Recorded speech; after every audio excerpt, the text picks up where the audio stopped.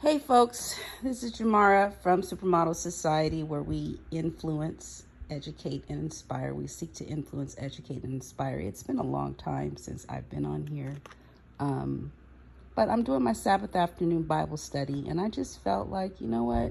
Let me go on and let me share this. Been doing a lot of searching, been doing a lot of digging, and my mind has been blown by the things that I've been finding out. So in the spirit of influencing, educating, and inspire, I said, you know what? I'm going to go in here and I'm going to share what I've been learning about. This is, by the way, probably just going to be part one because I don't want to be on here too long. But we're going to have a quick geography lesson. Those of you that did good in geography, raise your hand. Do something. This is a geography lesson, a biblical geography lesson. Again, in the spirit of influencing, educating, and inspiring, I just felt like I need to come on here and share what it is I've been reading. I am reading from the Spirit-Filled Life Bible, New King James Version, Nelson. It says 1252. Have no idea what the 1252 stands for. But again, Spirit-Filled Life Bible, New King James Version. And I'm going to go to Genesis chapter 13. Okay, Genesis 13. I already flipped down this area so I can quickly get to it. Again, geography lesson. Let's influence, let's educate, let's inspire. There's a lot going on in the world right now, a lot. And I just want to draw attention to the people of the Most High. We got to study. We got to really pay attention.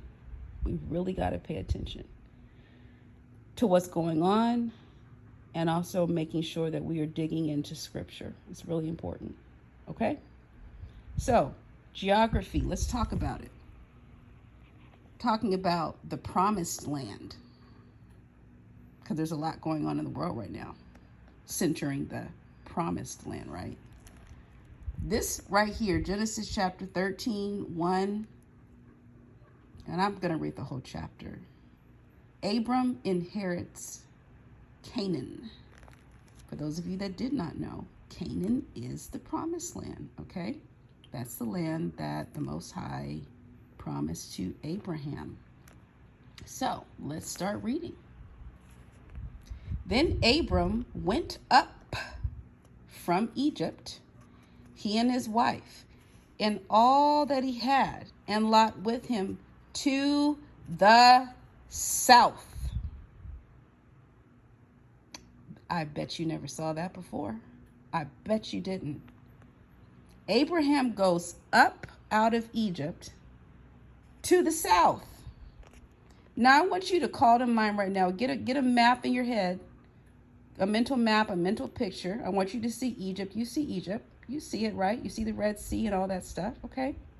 We're in North Africa. Matter of fact, why don't you, if you have the time, why don't you just go and get a map? Pull up a map real quick, okay? Abraham, he's in Egypt. He goes up out of Egypt to the south. I didn't say it, folks. The Bible said it. Now, you got that mental map in your head? Are you looking at a map right now?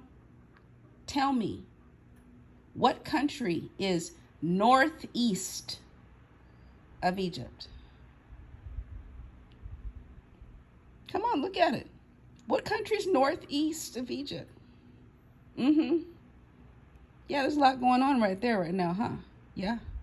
Now, what land is south of Egypt? Oh, there's quite a bit of countries south of Egypt, huh? Can we say sub-Saharan Africa? What direction did Abram go? According to the Bible, he went to the south. Let's keep going. So Abram was very rich in livestock, in silver, and in gold. And he went on his journey from the south as far as Bethel. to the place where his tent had been at the beginning between Bethel and Ai. Maybe it's pronounced I, but I'll just say Ai. To the place of the altar which he had made there at first. And there Abram called on the name of the Lord. Lot also, Lot was his nephew, for those of you that don't know. Lot also, who went with Abram, had flocks and herds and tents. Now the land was not able to support them, that they might dwell together, for their possessions were so great that they could not dwell together. So Abraham and Lot both were very wealthy men. And there was strife between the herdsmen of Abram's livestock and the herdsmen of Lot's livestock. The Canaanites and the Perizzites then dwelt in the land. Remember, this says here, Abram inherits, Canaan. This says right here that the Canaanites and the Perizzites dwelt in the land. Again, this land is south of Egypt. Verse 8. So Abram said to Lot, please let there be no strife between you and me, and between my herdsmen and your herdsmen, for we are brethren. Is not the whole land before you? Please separate from me. If you take the left, then I will go to the right. Or if you go to the right, then I will go to the left.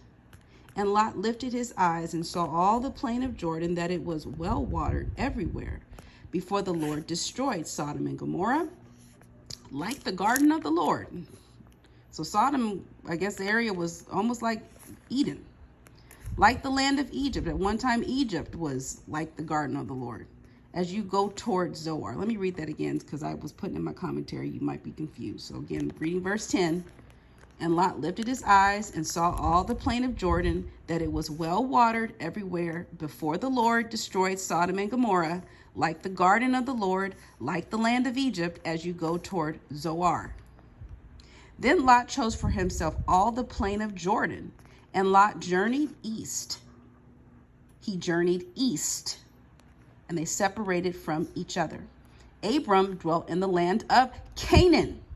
Remember, this is south of Egypt, not northeast.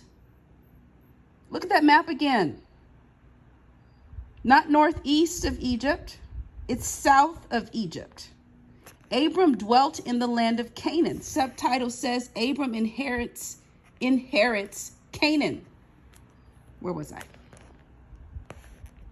So Abram dwelt in the land of Canaan, and Lot dwelt in the cities of the plain, and pitched his tent even as far as Sodom.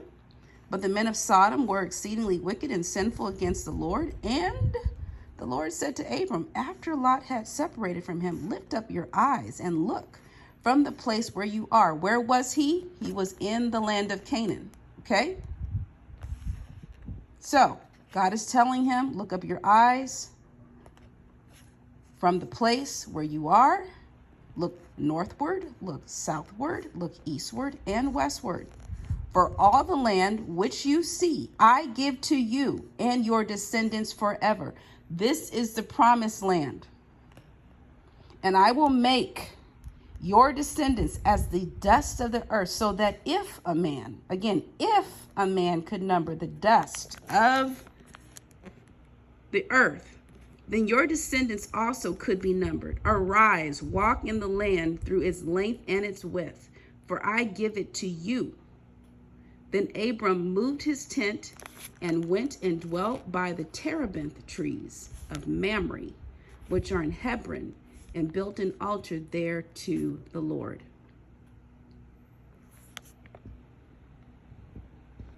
That's a lot to take in, you guys. I'm telling you, I have been studying. I've been looking at some old maps, and when I come on here again with my part 2, I'm probably going to break out some maps. Abraham went to the south. And if you're reading in the NIV, it probably says that he went to the Negev. Well, I want you to look up the Hebrew translation in the Strong's, Negev, and what it means. And you're going to find that it means Southland. It's something like that, Southland. At any rate, here in the NKJV, New King James Version, and you'll probably see this in the KJV as well. Abraham went to the south. Now, the issue is a lot of people will, I don't know how to, and I'm guilty of this as well until this really jumped out at me. People will confuse south and north with up and down. We think of south as being low, lower, north being up. North, south, east, and west, those are directions. They have nothing to do with elevation. Nothing to do with high, low, medium, and everything else in between. They are directions. So here when it says that Abram went up from Egypt, he and his wife and all that he had, and Lot with him to the south. Abraham went up, meaning he went to a higher elevation in the southward direction. Don't believe me? Ask yourself, why does the Nile River flow from south to north? Why does the Nile River flow from south to north? It doesn't go from north to south. It goes from south to north. Is this a gravitation? I mean, is it, is this just some weird thing? No, it's because the further south you go on the continent of Africa, look it up, the higher the elevation. If you look at the elevation of South Africa in comparison to the elevation of Egypt, which I think is like 321 meters above sea level, please don't quote me, just go and check it out. And the elevation of South Africa, which is like 1,000, I think, 1,000 plus meters above sea level, you're going to see that South Africa is higher up in elevation than Egypt. It's a higher elevation. Again, the further south you go into the continent of Africa, the higher up you go. Are you going to cross, valleys? And yes, of course. But in general, it's higher. Why is it that Upper Egypt was in the south and Lower Egypt was in the north? I want you to get some old maps. Those of you that may be history teachers, ancient history, geography, you know where Lower Egypt was. Where was Lower Egypt? In the north. Where was Upper Egypt? In the south, because we're talking about elevation. Why does the Nile River flow from south to north? Because the further south you are, the higher the elevation. That's why. So when it's saying that Abram went up, it's saying that he went up to a higher elevation toward the south. Again, what country is northeast? What so-called place is the promised land, right? Is northeast of Egypt. And according to the Bible, Abraham, the father of many nations, the land that God promised him was south of Egypt. I want you to let that marinate, let that sit with you for a few minutes.